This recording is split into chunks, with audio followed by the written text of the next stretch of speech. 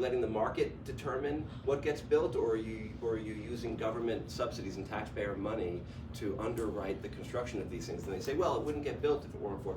That's not. This stuff's getting built. They don't need to put it on the backs of all of the other residents to pay the taxes for 15 years, while these guys just to enhance the profits of the project. So let's talk about IDAs, right? Oh, sorry. Go ahead.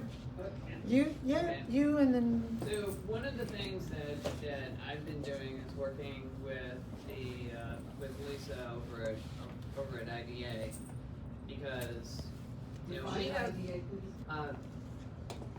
Industrial Development Agency. Thank you.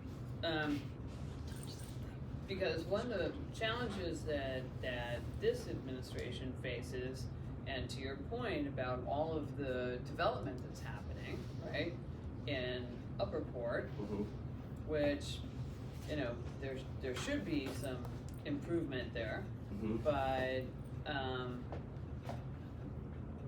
what I'm trying to do is solve a problem that we have. We have a 3 square mile village, okay?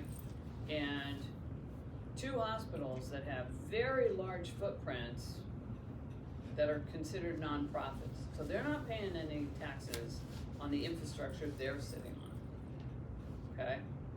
So the challenge becomes, like, for the remaining, how do we ensure that we can work with the IDA and Brookhaven to make sure that the village is kept whole in terms of tax revenue?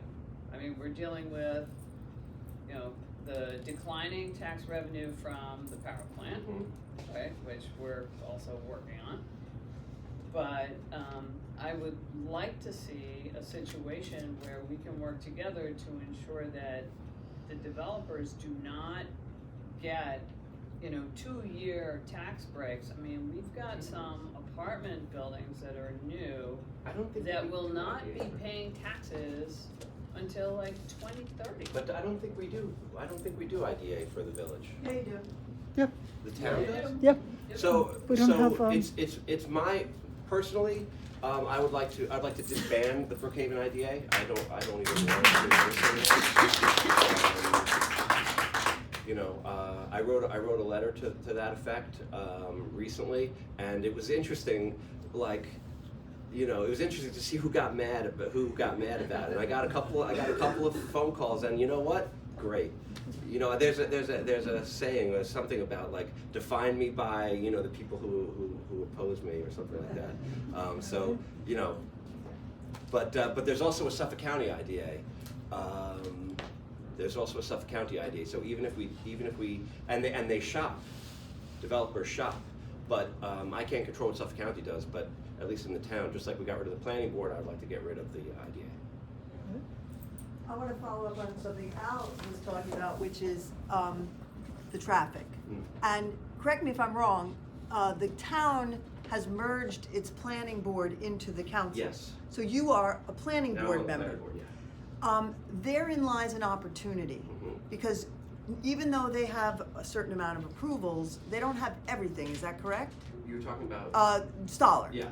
They don't have everything yet. Yeah, but they don't have an approved site plan yet. Right. So therein lies your opportunity to really scrutinize their traffic studies, and have a more holistic impact analysis. And honestly, I think this village, being that we share a border, there's got to be better coordination, because it's getting overdeveloped on both sides. Yeah. Yeah. I totally agree. Except for the part about the need for better coordination, because to say that we need better coordination presupposes that there's any coordination currently.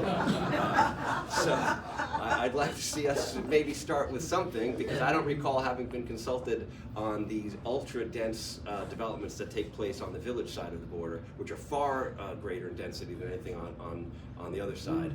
But your point is very well taken. I also like to try to take a a little bit more of an objective look at it, and I'm sure you can kind of get the drift that I'm not exactly Mr. Pro-development. I believe that redevelopment should be limited only to very specific places where redevelopment is needed. Other than that, I am very, very conservative about new development.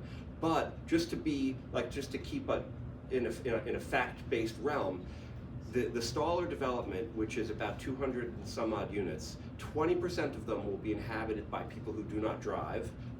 They're adults with disabilities who don't drive, and the traffic count on that road is something in excess of 30,000 cars a day. So when you think about a road that has 30,000 cars a day and the possibility of about another 200 cars being on it, it's like a fraction of a percent. So. And it's a single lane road. I hear you, but that single lane road is currently carrying over 30,000 cars a day. So when I'm analyzing this kind of thing and I think about what is the impact going to be, when I think about an impact of like potentially maybe 1%, and that's, I mean, look, I'd rather reduce traffic by 1% than increase it by 1%. But if the benefit that we're getting is we're taking a place that is like just it's a moonscape over there, and if we can turn it into a vibrant anchor of a downtown, I think that if I've got a card to play if I have a density card that I can use, that's where I'm going to use it. I'm not going to use it at the Tunis property or any other of a million places where, I mean, I get these applications all day long. The answer is no, almost all of them. But that's a place where I think that if we want to spur some really interesting redevelopment and turn it into something interesting and walkable and livable, and we call it affordable by design, you create small units that are going to be attainable to people who are, young people, working people, older people. I think that I feel like that's a trade-off that I'm willing to make. On this note, Yes. we can wrap up, and we need to vacate this place in 45 minutes. We are grateful to the Port Jefferson Library for hosting us, for giving us home. We meet every second Monday of the month. Next year, none of those fall into any major holidays. So we will be meeting on every second Monday of the month. The library confirmed that the space is available. Please do come. Our elections for officers and General Assembly will be in April. And we do have cookies and some cider. Please mingle around. And we're looking forward to seeing you soon.